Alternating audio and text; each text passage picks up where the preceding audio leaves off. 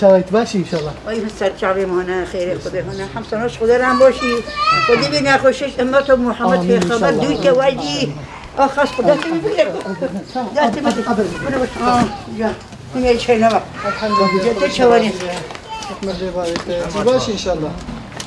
حمصناش خدا رحم هم باشی دنیا قضا آخرت و ما تو نکه ما تو بی دنیا نکه خدا yar yardımcı ede. Amin. Amin. Amin. Sen dışarıya çıkayım. Yok. Orada sosyal mesafeyi koruyalım diye. Aynen. Bir sorun sıkıntı yok inşallah. Çok şükür, çok Maşallah, şükür, maşallah. çok şükür. Şu ana kadar bir sıkıntı yok. Ben dışarıya çıkmıyorum. Güzel. Bu aralar çıkmayın. Zaten Dinleyelim inşallah. yok. Aynen, İşte aynen. önce ayak yok ki çık. Değil, Allah yardımcınız olsun. Ha, ne yapayım? Tamam inşallah. Biz sana kolyeni bırakıyoruz. Çok teşekkürler.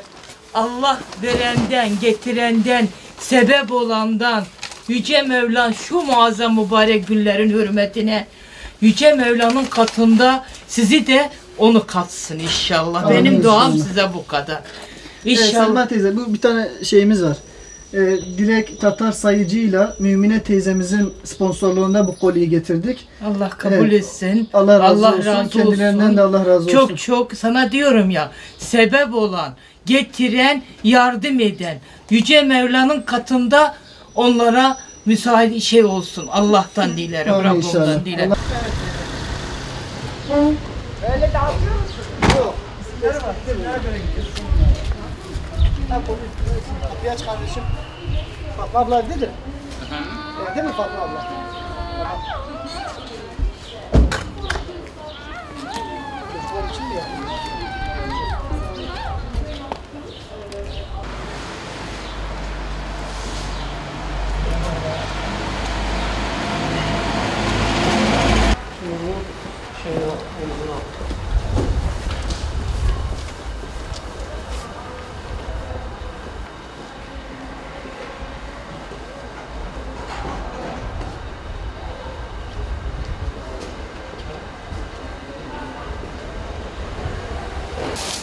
Ömer nerede?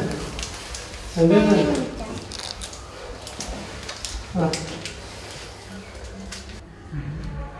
Ömer, ne yapıyorsun? Gittin mi babana? Gözü canımız geliyorsun, umut çağıralım.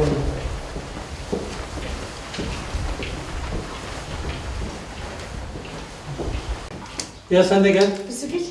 Güzel. Nasılsın?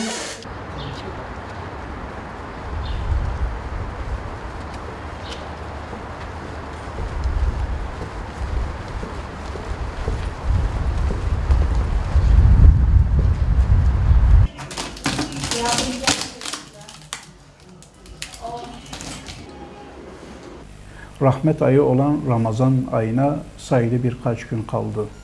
Bizler de inşallah Umut Kervanı olarak Ramazan ayındaki programlarımızı gerçekleştirmek için fakir ve muhtaç olan ailelerimize ulaşmak için elimizden gelen her türlü gayreti sarf edeceğiz. Malum çok zor ve sıkıntılı bir süreçten geçiyoruz. Bu zor ve sıkıntılı bir süreç alışılmışın dışındaki bir sıkıntıdır. Bu sene Ramazan ayımızdan özellikle camilerimizden, teravihlerimizden biraz mahrum olacağız. Farklı bir Ramazan atmosferi yaşayacağız. Ancak bu zor ve sıkıntılı günlerde bizler Umut Kervanı olarak muhtaç olan ailelerimizin yanında inşallah yer alacağız. Ve onların ihtiyaçlarının giderilmesi için de elimizden gelen her türlü gayreti sarf edeceğiz. Biz muhtaçlara ve fakirlere sahip çıkmak zorundayız. Dolayısıyla bu konuda kapımızı çalan, işsiz kalan, özellikle yaşlı olan büyüklerimiz şu an evlerinden çıkamıyorlar, muhtaç durumdalar. Ve şu an bizlere her gün yüzlerce müracaat gelerek yardım talebi geliyor. Ve bizler de inşallah onlara sahip çıkma adına bu Ramazan'da elimizden gelen her türlü gayreti sarf edeceğiz. Ve bu konuda hayırseverlerimizin bize bağışlamış oldukları zekatlarını, fitrelerini, sadakalarını inşallah bu fakirlere ulaştıracağız. Kimine gıda kolisi, kimine nakdi yardım, kimine de daha ihtiyaçlarının olduğu değişik kalemlerde inşallah yardımlarımızı ulaştıracağız. Gerek İstanbul'da gerekse diğer illerimizde yardım kolilerimizi hazırladık ve bizlerde tespitli olan, ihtiyaç sahibi olan ailelerimize peyderpey ulaştırmaya başladık ve Ramazan öncesinde inşallah yüzlerce, binlerce ailemize gıda kolisini ulaştırarak onların Ramazanlarında, sofralarında hiç olmasa aşlarının olmasını sağlayacağız ve yüzlerinin tebessümüyle o Ramazan'ı karşılamasını istiyoruz.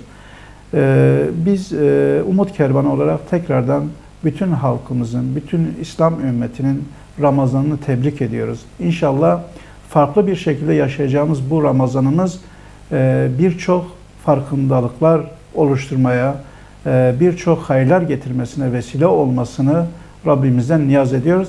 Ve bu zor ve sıkıntılı zamanda ümmetin bir an önce kurtulmasını, felaha ermesini, bu hastalığın da bir an önce memleketimizi terk edip gitmesini Rabbimizden niyaz ediyoruz.